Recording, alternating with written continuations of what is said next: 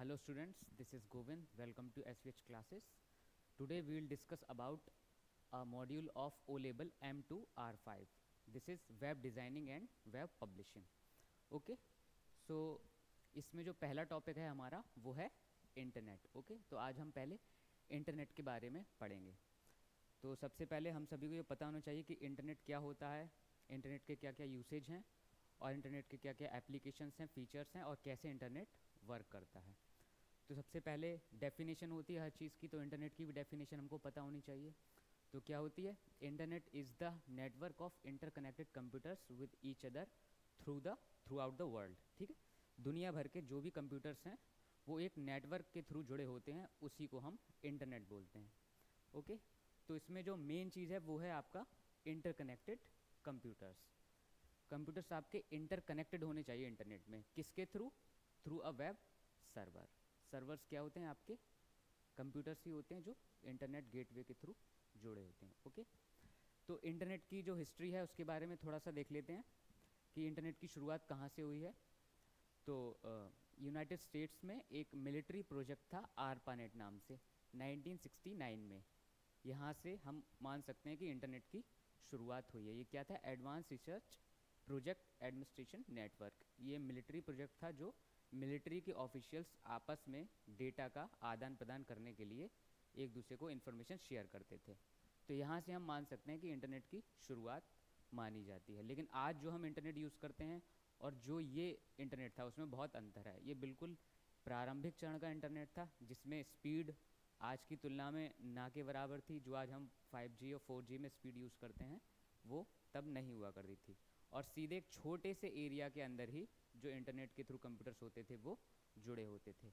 Okay, उसके बाद क्या हुआ? यूएस में ही 1980s में 80 के दशक में नेशनल साइंस फाउंडेशन जो यूएस का था, नेशनल साइंस फाउंडेशन, उसने बनाया NFS नेट यानी कि नेशनल साइंस फाउंडेशन नेट्स. उसने फंड किया इंटरनेट को. फंड मतलब पैसों की व्यवस्था की ताकि इंटरनेट का जो विकास है, डेवलपमेंट है वो किया जा सके. Okay, using IP address. जो प्रारंभिक चरण में इंटरनेट यूज़ हुआ था आरपानेट, उसमें IP का यूज़ नहीं किया गया था. फिर नेशनल साइंस फाउंडेशन ने उसमें इंटरनेट प्रोटोकॉल्स का यूज़ किया. अब ये इंटरनेट प्रोटोकॉल्स क्या है ये हम अभी समझेंगे. Okay, next. ठीक, इसके बाद हम देखते हैं कि एप्लीकेशंस जो हैं इंटरनेट के वो क्या होते हैं.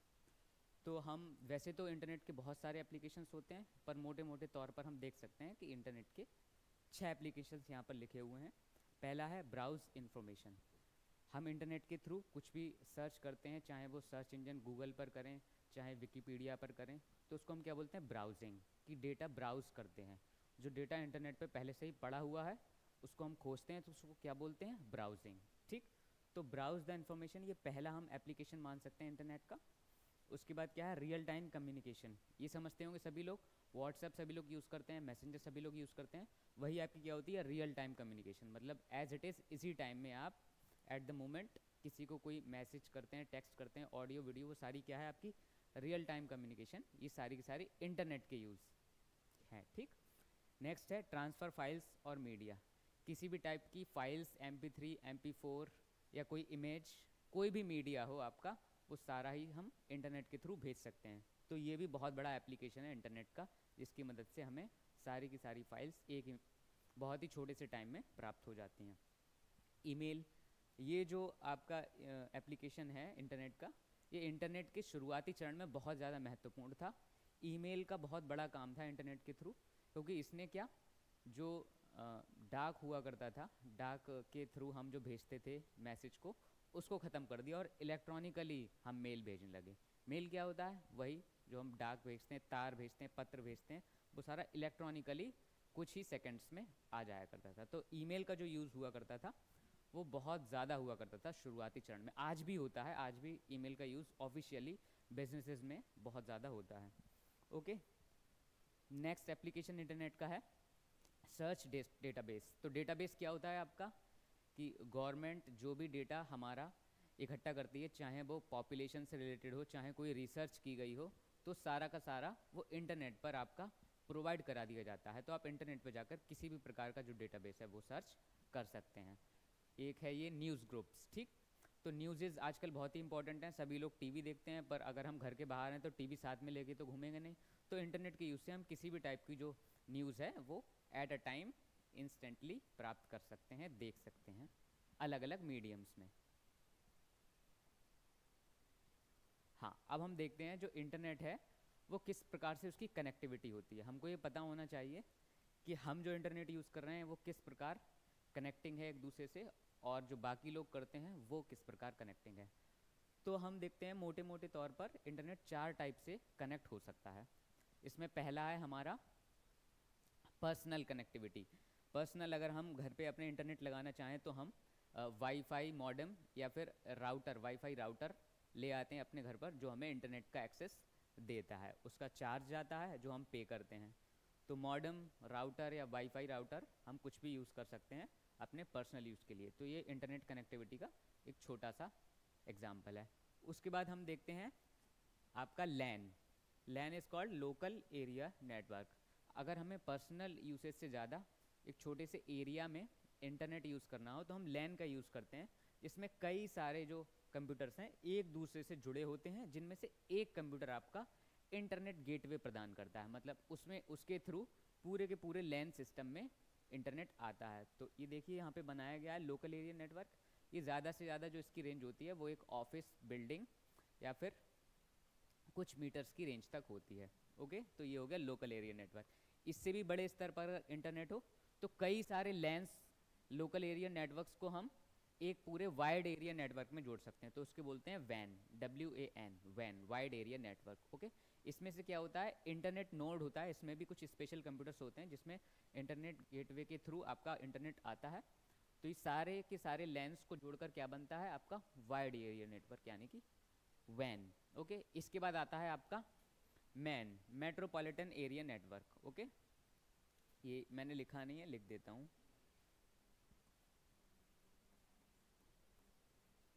Man, this is metropolitan area network. Okay, तो इसमें क्या होता है, जो आपकी डेटा लाइंस होती हैं जिनमें बैंड विथ, आपने सुना होगा वर्ड एक बैंड विथ। तो बैंड विथ क्या होता है कि जो कैपेसिटी होती है डेटा लाइंस की ट्रैफिक को कैरी करने की, उसको बैंड विथ कहते हैं। तो ये बैंड विथ परचेज करना पड़ता है कंपनीज को, जो ISP कंपनी होती हैं। ISP कंपनी जैसे कि इंटरनेट सर्विस प्रोवाइडर कंपनीज, जियो, वोडाफोन, एयरटेल, ये बैंड विथ आपकी परचेज करती हैं, खरीदती हैं, जिसके थ्रू हमको इंटरनेट प्रोवाइड किया जाता है। ये देखिए इस टाइप से अलग अलग हाई स्पीड कम्युनिकेशन लिंकेज के थ्रू ये जो टावर्स लगे होते हैं, तो हमारा जो फ़ोन कनेक्ट रहता है वो जो हमारे सबसे पास का टावर है, अगर हम जियो यूज़ कर रहे हैं तो जियो का टावर, वोडाफोन यूज़ कर रहे हैं तो वोडाफोन का टावर, वहाँ से सारा वो कनेक्ट रहता है। और वो टावर्स कनेक्ट रहते हैं हाई स्पीड कम्युनिकेशन लिंक्स के थ्रू बैंड विथ है। तो बैंड विथ जिस प्रकार से खरीदी जाती है, जो उसकी कैपेसिटी होगी, उसी प्रकार का हमको इंटरनेट का एक्सेस मिलेगा। ओके, तो ये हमारा एक इंटरनेट का हो गया। अब हम देखते हैं कि जो इंटरनेट है वो आपका कार्य कैसे करता है, किस कार्य प्रणाली पर वो कार्य करता है। ओके, तो हमको पता होना चाहिए कि इंटरनेट भी एक सॉफ्टवेयर के थ्रू काम करता है, जो हमारे कंप्यूटर में ऑपरेटिंग सिस्टम के साथ पहले से इनबिल्ट आता है। उसको हम बोलते हैं TCP/IP स्टैक। TCP क्या होता है, ट्रांसमिशन कंट्रोल प्रोटोकॉल्स, और IP क्या होता है, इंटरनेट प्रोटोकॉल्स। तो ये प्रोटोकॉल्स होते क्या हैं, ये कुछ सेट ऑफ रूल्स होते हैं जिसके थ्रू, जिनके प्रॉपर वे में इंटरनेट हमारे साथ कार्य करता है। तो लिखा हुआ internet works on some set of rules called protocols. Okay, और जो सॉफ्टवेयर होता है जो प्रोवाइड कराता है आपका इंटरनेट, वो होता है आपका TCP/IP स्टैक। ये आपके ऑपरेटिंग सिस्टम में इनबिल्ट होता है कंप्यूटर्स में। ओके, ये है आपका ट्रांसमिशन कंट्रोल प्रोटोकॉल्स, ये है इंटरनेट प्रोटोकॉल्स। ये क्या होते हैं ये हम देखते हैं। ठीक, तो TCP/IP के थ्रू किस प्रकार से इन्फॉर्मेशन शेयर की जाती है, हम किसी को कोई टेक्स्ट मैसेज भेजते हैं या वीडियो शेयर करते हैं, तो किस प्रकार से वो एक व्यक्ति से दूसरे व्यक्ति के पास इंटरनेट के थ्रू जाती है, ये समझते हैं। सबसे पहले क्या होता है, ये देखिए, ये है कंप्यूटर 1, मान लीजिए ये है कंप्यूटर 2। कंप्यूटर 1 ने कंप्यूटर 2 को कुछ डेटा भेजा, तो जैसे ही डेटा वो इनिशिएट हुआ भेजने के लिए, तो जो हमारा TCP है, ट्रांसमिशन कंट्रोल प्रोटोकॉल, इसके नाम से ही पता चल रहा है ये ट्रांसमिशन जो है डेटा का उसको कंट्रोल करेगा। ट्रांसमिशन क्या होता है, डेटा का एक जगह से दूसरी जगह जाना। तो ये क्या करेगा, डेटा को divides the data into packets, छोटे छोटे पैकेट्स में डेटा को डिवाइड्स कर देगा। वो डेटा इलेक्ट्रॉनिक फॉर्म में होगा, तो हम जैसा यहाँ पे चित्र बना दिया, ये ऐसे टुकड़े नहीं कर देता है डेटा के, ये आपको इलेक्ट्रॉनिक फॉर्म में डेटा को पैकेट्स में डिवाइड कर देता है। और जो आईपी है आपका इंटरनेट प्रोटोकॉल सॉफ्टवेयर, वो आपका सारे पैकेट्स को लेबल कर देता है। लेबल का मतलब एक एड्रेस उस पर लिख देता है, जो कि एड्रेस किसका होता है, जहाँ पर इस मैसेज या डेटा को भेजा जाना है। तो TCP divides the data into packets and then IP labels the data with header with IP address of the destination। जो डेस्टिनेशन है उसके IP एड्रेस के साथ लेबल कर देता है सारे डेटा को, और डेटा ट्रांसमिट होता है। यहाँ पर आके जो लेबल्स हैं IP एड्रेस के वो हट जाते हैं, रिमूव हो जाते हैं, और जो डेटा है वो आपका रीअसेंबल हो जाता है दोबारा से। तो TCP IP इस प्रकार से हमारे डेटा को एक जगह से दूसरी जगह भेजते हैं। ओके, इसके बाद हम देखते हैं www। ये आपको पता होना चाहिए, वर्ल्ड वाइड वेब होता है। तो क्या होता है ये, इसमें लिखा हुआ है, देखिए, fastest growing area of the internet. आपको पता होगा कि इंटरनेट पे बहुत सारी चीज़ें हैं जो हम शेयर करते हैं। यूट्यूब पे वीडियो डाल सकते हैं, इंस्टाग्राम पे पोस्ट डाल सकते हैं, अपनी कोई वेबसाइट फॉर्म कर सकते हैं, वो इंटरनेट पे डाल सकते हैं, उसको लाइव करा सकते हैं। तो ऐसा कौन सा एरिया है जो इंटरनेट पे बहुत तेज़ी से बढ़ रहा है, वो है वर्ल्ड वाइड वेब। यानी कि जो आप वेबसाइट्स के थ्रू इंफॉर्मेशन शेयर कर रहे हैं इंटरनेट पर, वो बहुत ज़्यादा बढ़ रहा है। तो उसी को हम कहते हैं वर्ल्ड वाइड वेब।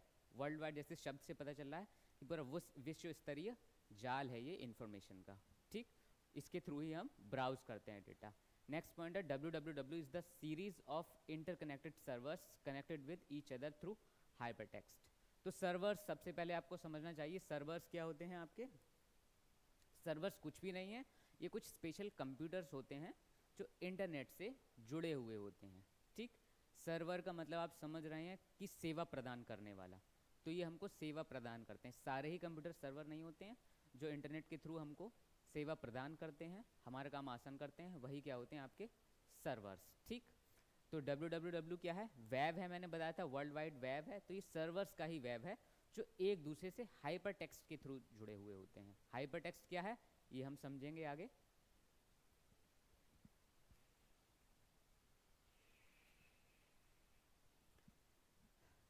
ठीक है, अब हम देखते हैं कि जो वेबसाइट्स हैं आपकी वो क्या होती हैं। तो वेबसाइट हमको पता है कि सारी की सारी जो वेबसाइट्स होती हैं वो एक ही चीज़ से मिलकर बनी होती हैं, वो होते हैं आपके वेब पेजेस, ठीक। बिना वेब पेज के कोई भी वेबसाइट नहीं बनेगी। और वेबसाइट को हम कैसे, वो वेब पेजेस को हम कैसे फॉर्म करते हैं, उसको हम स्क्रिप्टिंग के थ्रू यानी कि कोडिंग के थ्रू बनाते हैं सारे वेब पेजेस को। तो पहले हम कोडिंग करेंगे, स्क्रिप्टिंग करेंगे, तो वेब पेज तैयार होगा।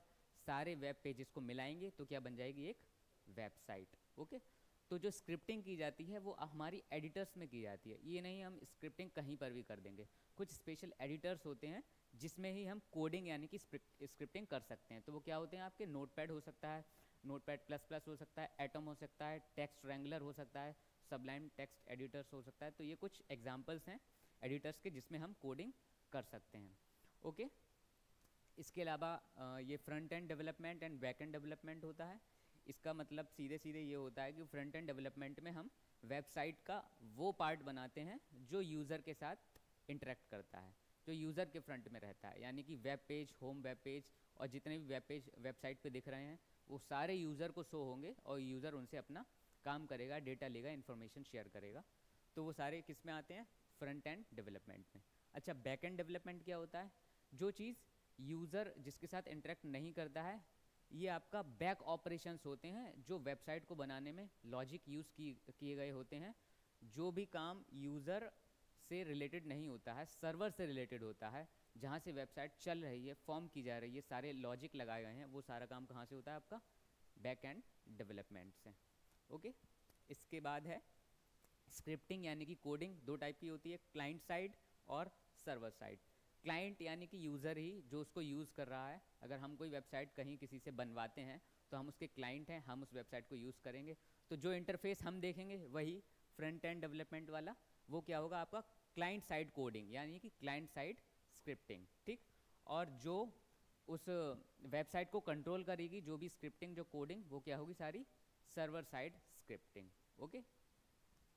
और ये है फिर इसके बाद रेस्पॉन्सिव वेब डिज़ाइन। तो रेस्पॉन्सिव वेब डिज़ाइन क्या होता है, हमने देखा होगा जो भी वेबसाइट हम यूज़ करते हैं, चाहे वो लैपटॉप पे हो, चाहे वो आपकी टैबलेट पे हो चाहे वो स्मार्टफोन पे हो, तो सारे जो डिवाइसेस हैं उनका साइज़ तो अलग होता है, लेकिन वेबसाइट सब पे वर्क करती है। फ़ोन पर भी इतनी बड़ी स्क्रीन पर वेबसाइट आ जाती है, लैपटॉप की इतनी बड़ी बड़ी स्क्रीन पर वेबसाइट आ जाती है। तो वो कैसे आ जाती है? वो आ जाती है आप usage of responsive web design. तो रेस्पॉन्सिव वेब डिज़ाइन क्या है कि सारी डिवाइस के लिए आपका फेवरेबल जो वेबसाइट है उसको बनाना किसके थ्रू होता है? वो रेस्पॉन्सिव वेब डिज़ाइन। ओके,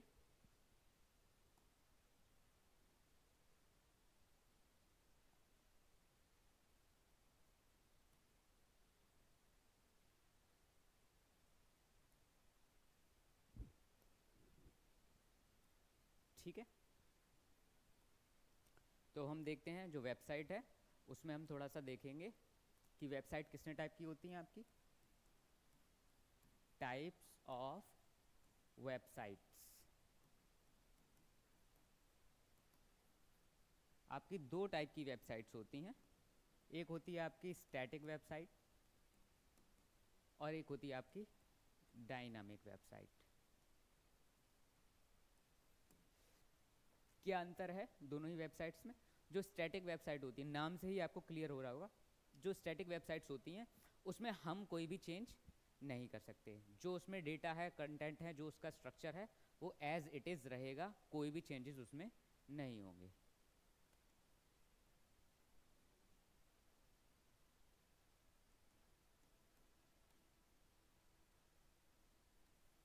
ठीक, और इसमें सॉरी,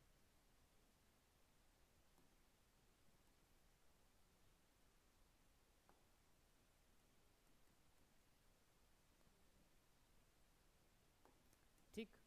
तो इसमें जो आपकी स्टैटिक वेबसाइट है इसमें हम कोई भी चेंज नहीं कर सकते और इसमें हम चेंज कर सकते हैं। अच्छा, इनकी जो वेबसाइट्स को बनाने की जो कोडिंग लैंग्वेजेस हैं वो भी अलग अलग होती हैं। इसकी जो सिंपली लैंग्वेजेस होती हैं वो आपकी HTML में इसको बनाया जाता है, ठीक। और ये जो होती है ये आपकी PHP या फिर ASP .NET या फिर JSP, ठीक।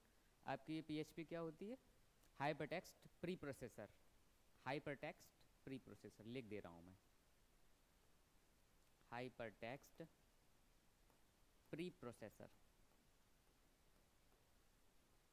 आप लोगों ने टेस्ट दिए होंगे, ऑनलाइन टेस्ट, कोचिंग में ऑनलाइन टेस्ट दिए होंगे, तो वो एक वेबसाइट के थ्रू ही आपके टेस्ट लिए जाते हैं। तो उस पर जो भी कंटेंट होता है हम बार बार डालते हैं ना, हम उस पर टेस्ट बनाते हैं, आपको देते हैं, आप उसको सॉल्व करते हैं, फिर हम फिर से टेस्ट डालते हैं। फिर तो वेबसाइट पे जो भी आ रहा है कंटेंट वो चेंज हो रहा है ना।